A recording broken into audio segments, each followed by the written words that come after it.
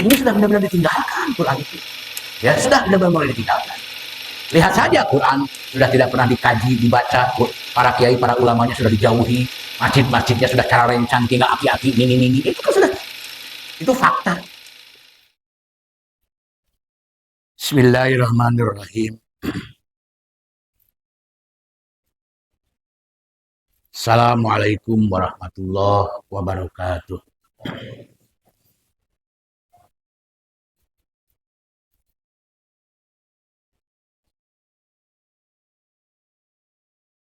Alhamdulillahirabbil alamin.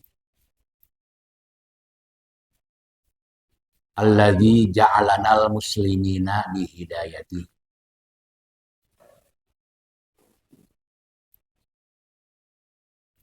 Asyhadu an la ilaha illallah wahdahu la syarikalah. Wa asyhadu anna Muhammadan abduhu wa rasuluh.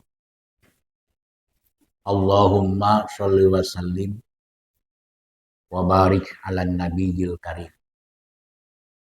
Muhammadin wa ala alihi wa ashabihi ajmain.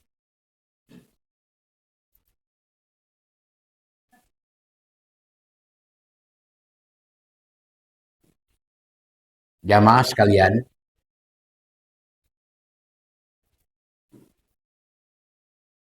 masih tentang ada apa di Al-Furqan ayat 30.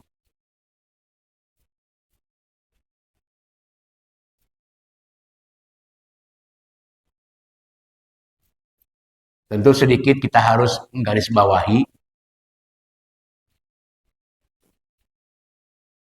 dari apa yang telah disampaikan di bagian yang pertama.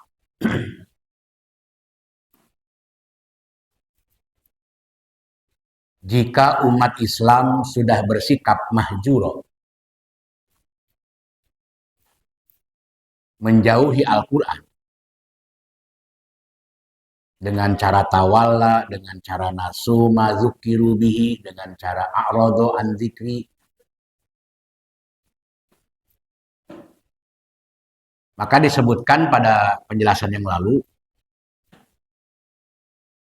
umat akan kembali terbenam ke dalam zulumat.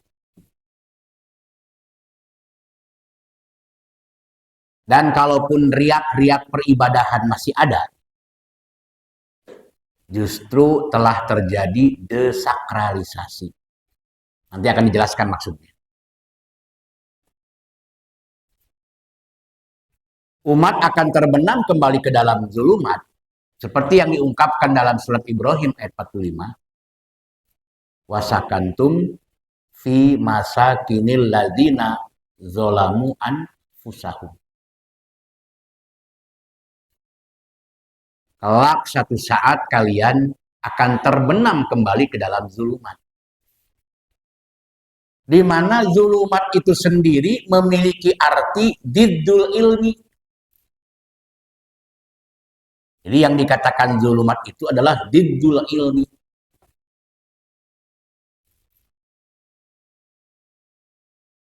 Kondisi sosial tanpa bimbingan ilmu. Tanpa ilmu dalam arti kebodohan.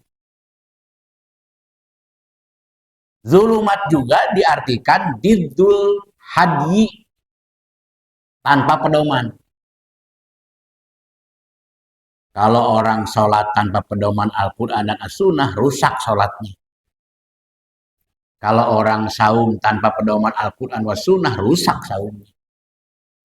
Rusak pula ibadah hajinya, rusak pula amalan sodakohnya kalau tanpa pedoman. Nah, itulah zulumat. Tingkat yang lebih parah lagi dari zulumat adalah wad'u syai'in fi ghairi mahalihi. Menempatkan sesuatu bukan pada tempatnya. Kalau tamu disuguhi sayur sop, sementara tempatnya adalah ispot, siapa yang mau makan? Karena itu bukan tempatnya. Nah, yang dimaksud menempatkan sesuatu bukan pada tempatnya, yang halal diharamkan, yang haram dianggap halal. Hak dibatilkan, yang batil dianggap hak. Sesuatu yang baik diburuk-burukin dan sesuatu yang buruk dianggap baik. Nah itulah zulumat. Wad'u syai'in fi ghairi mahalihi, menempatkan sesuatu bukan pada tempatnya. Nah, konsekuensi seperti itulah yang akan diderita oleh umat ketika mahjuro, bersikap menjauh dari Quran. Apakah Qurannya hilang? Tidak ada. Ada Qurannya. Yusiku ayatiya ala ummati zamanun la yabqa minal Qur'ani illa rasmuh. Jadi bukan tidak ada Qur'annya. Kelak di akhir zaman nanti Quran masih ada, tapi hanya sebuah tulisan yang sudah tidak pernah dikaji, dipahami, dan dibaca. Jangankan dikaji, dipahami, dibaca pun sudah tidak. Ngaku ayo, jarang membaca Quran. Ayo ngaku. Kurang teh jarang aja membaca Quran. Ya. Nah, itu kan mencerminkan bahwa jangankan dipahami kandungan maknanya, dibaca saja sudah enggan. Jadi maca WA sajam 2 jam maca WA mah teu canggel, maca Quran mah kakarake 5 ayat ini saya geura beresan. Nah inilah mental mahjuro terhadap Quran. Jadi wajar kalau Rasulullah itu menjerit di hadapan Allah, ya Rabb, inna qaumi takhadhu hadzal Quran mahjuro. Itu. Ya. Nanti akan kita bahas apa yang dimaksud dengan desakralisasi dan bagaimana polarisasi tentang terbenamnya umat Islam ke dalam zulumat kembali. Sekarang yang ingin saya pertajam terlebih dahulu adalah jika orang sudah mahjuro terhadap Al-Quran, berarti mahjuro terhadap Al-Quran itu meninggalkan. Berarti meninggalkan Al-Quran, ini yang akan dipertajam. Meninggalkan Al-Quran secara otomatis meninggalkan para ulama.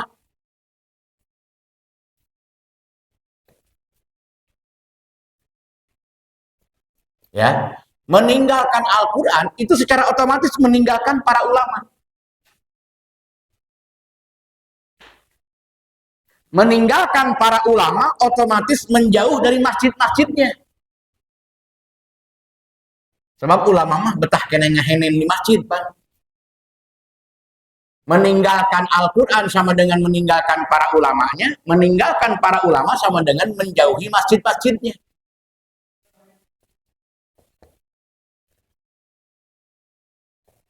Ini semua berdasarkan hadis Nabi. Ya, semuanya berdasarkan hadis Nabi. Makna meninggalkan Al-Quran itu adalah la yabqa minal Qur'ani illa rasmuhu, itu maksudnya. Jadi maksud yang pertama nih, la yabqa minal Qur'ani illa rasmuhu. Quran hanyalah kitab suci yang hanya tinggal tulisan yang sudah tidak dibaca dan dipelajari. Itu mahjuro terhadap Al-Quran.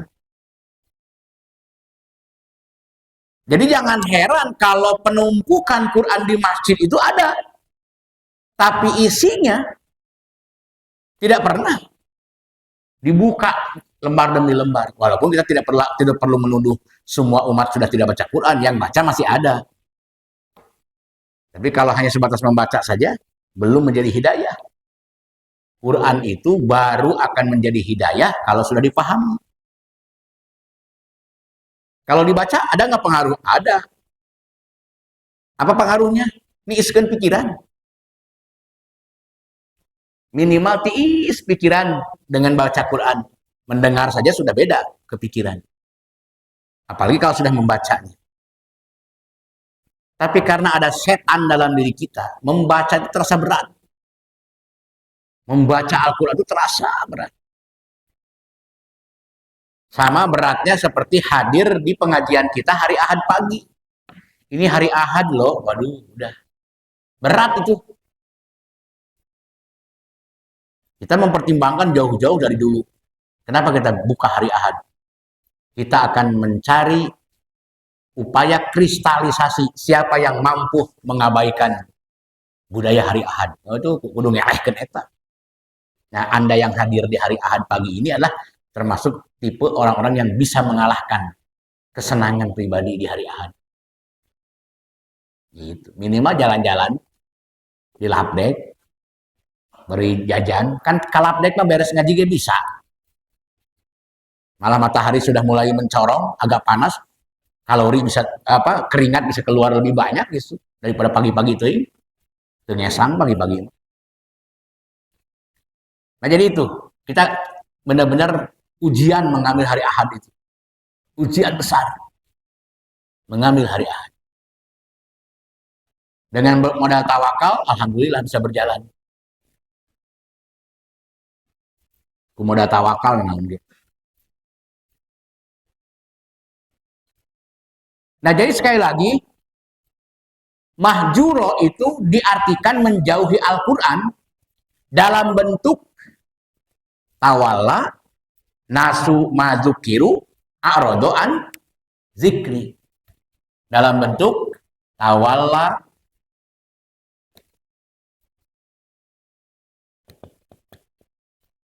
dalam bentuk nasu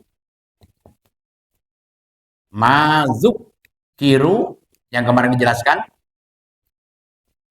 nasu mazukiru bihi, dan dalam bentuk a'rodoan zikri. Penjelasan minggu yang lalu, tinggal dilihat lagi. Jadi mahjuro itu dalam konteks hadisnya layab kominal Quran ila rasmuhu, dalam ayat Qurannya adalah sikap tawalla, sikap nasu mazukiru bihi, sikap a'rodoan zikri. Tawalla memalingkan muka, Quran yang harusnya dilihat ke depan, di hadapannya ada Quran, tapi kepalanya memalingkan ke arah lain. Berarti yang dimaksud memalingkan ke arah lain itu apa? Ngabalian itu apa? Cari konsep lain selain Quran. Saya saja, kalau wajah saya memandang perempuan lain, lalu istri saya melihat saya, nyaman tuh? Saya lagi melihat wajah perempuan lain. Istri saya tahu kalau saya lagi memperhatikan perempuan lain, nggak nyaman tuh. Akhirnya pura-pura. Gitu. Pura-pura gitu. Ternyata nggak balieur. Ya. Nah seperti itu. Jadi lelaki rata-rata kalau lagi ngobrol sama perempuan lain, kelihatan sama istrinya, maka wajah istrinya seperti seperti juri gitu. Mun urang keur ngobrol jeung awewe lain gitu, ketemu ku majikan, asa nunggu juri. Keung luas gitu. Itu kira-kira. Makanya para wanita tidak ridho suaminya berpaling ke perempuan yang lain. Maka Allah pun sama. Allah tidak rela wajahmu berpaling ke konsep lain. Jadi memalingkan muka itu mencari konsep-konsep lain, ingin mengadopsi apakah dari barat, apakah dari timur. Jauh-jauh hari Allah sudah mewanti-wanti, laisal birro antuallu wujuhakum kibalal masyriqi wal maghrib. Moal pernah benar. Tidak akan pernah mendatangkan kebaikan jika wajahmu berpaling kepada masyrik atau maghrib, nggak mau kepada Quran. Sok wae. Dan mau misalkan tidak akan melahirkan kebaikan. Laisal birro, tidak akan pernah menghadirkan kebaikan. Konsep dari manapun. Kalau bukan Quran, itu maksudnya. Di Al-Baqarah 177, laisal birro, tidak akan mendatangkan kebaikan, antuwalu tawalla tadi tuh. Jika wajahmu dihadapkan kibalal masyriqi kepada masyrik, wal maghrib atau kepada maghrib. Kedua konsep tadi yang mempengaruhi cara berpikir dunia itu tidak akan menghadirkan kebaikan dalam kehidupan kalian. Walakinnal birro, yang akan dijamin hadirnya kebaikan dalam kehidupan kalian adalah man amana billah. Jika menghadapkan pandanganmu kepada Quran, itu kuncinya. Sementara umat Islam sekarang awalnya nyari-nyari konsep luar ya terus. Pengen ngadopsi budaya iya, pengen ngadopsi budaya itu apaan? Sehingga jangankan akidah, perilaku pun diikuti. Gitu, ku batur bagus tinggalkan hancur rusak. Ya. Di mana we datang budaya dicaplok, diadopsi, diterapkan. Jangan salah, banyak budaya-budaya India yang diterapkan dalam kehidupan kita. Apakah itu yang dari Hindu ataukah yang dari Buddha? Ada banyak tradisi-tradisi Islam yang bersumber dari Hindu, dari Buddha. Kan itu yang kata Nabi, latat ba'una sunanuman qoblakum shibron bisibrin wa zira'an bizira'in hatta law dakhulu juhrodom la salaktumu.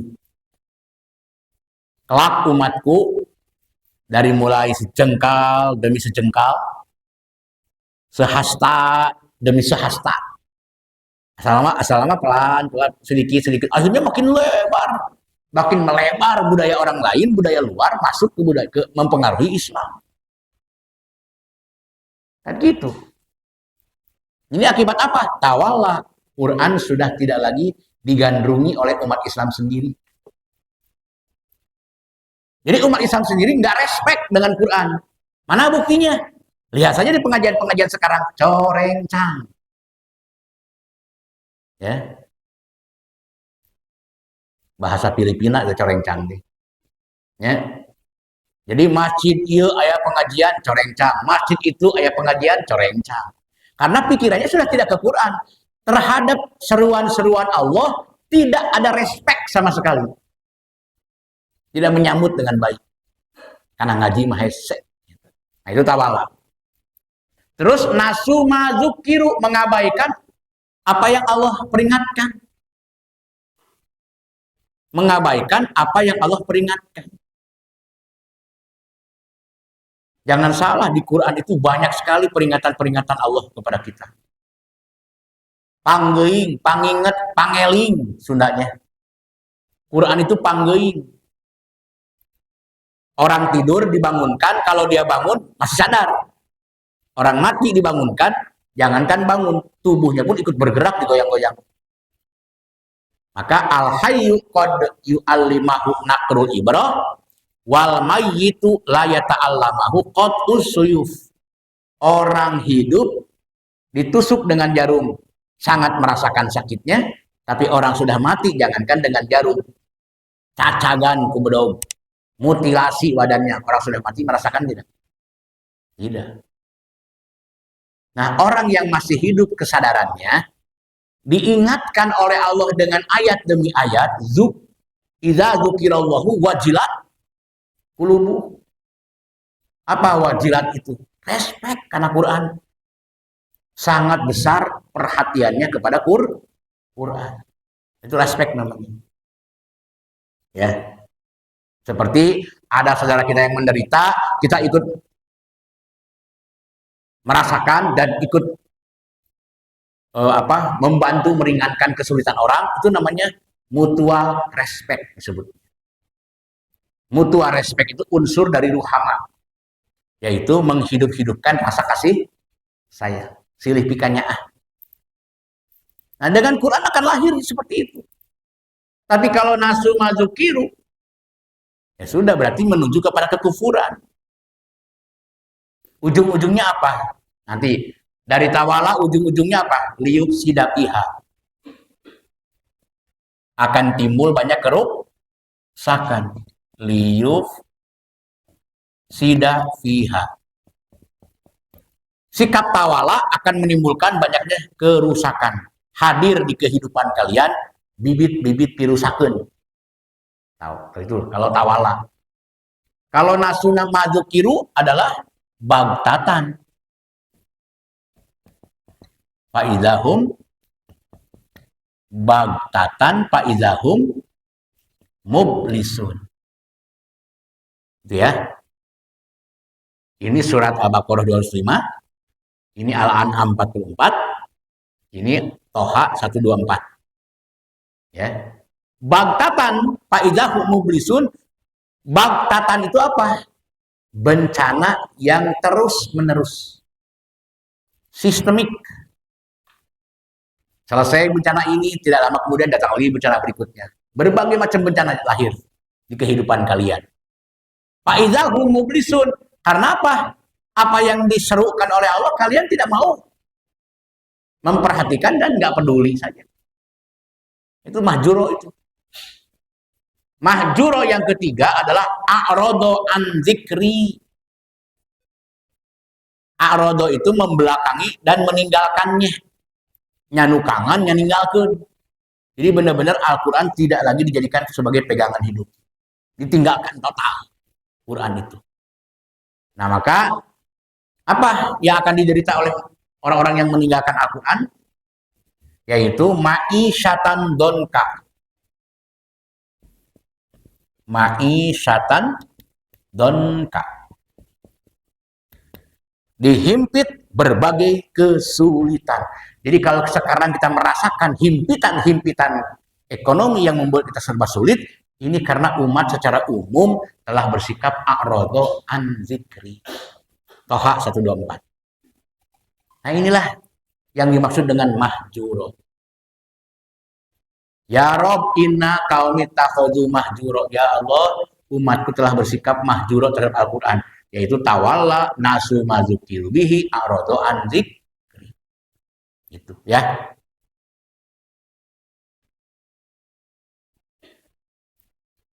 Tapi ketiga-tiganya, sikap ketiga-tiganya ujungnya sama akhirnya. Fasobba alaihim robbuka sauto azab. Jadi pada akhirnya ketiga-tiganya sama. Sama-sama menderita. Gitu. Fasobba alaihim robbuka sauto azab.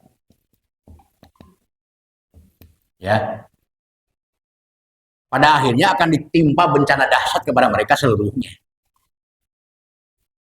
Nah, kita tidak boleh mengalami kehidupan seperti ini. Tidak boleh.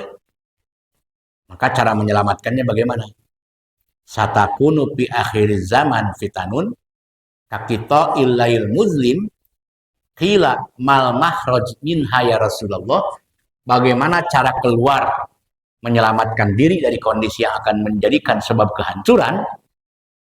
Qala, Nabi menjawab, kitabullah. Jangan bersikap mahjuro dong, kembali kepada Quran. Tarik kembali umat untuk mau kepada Quran. Itu dakwah kita. Dakwah kita adalah menarik kembali mereka untuk mau kembali kepada Quran. Ini sudah benar-benar ditinggalkan Quran itu.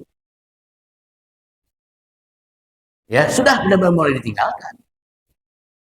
Lihat saja Quran sudah tidak pernah dikaji, dibaca, para kiai, para ulamanya sudah dijauhi, masjid-masjidnya sudah cara rencang, tinggal aki-aki, ini, itu kan sudah, itu fakta.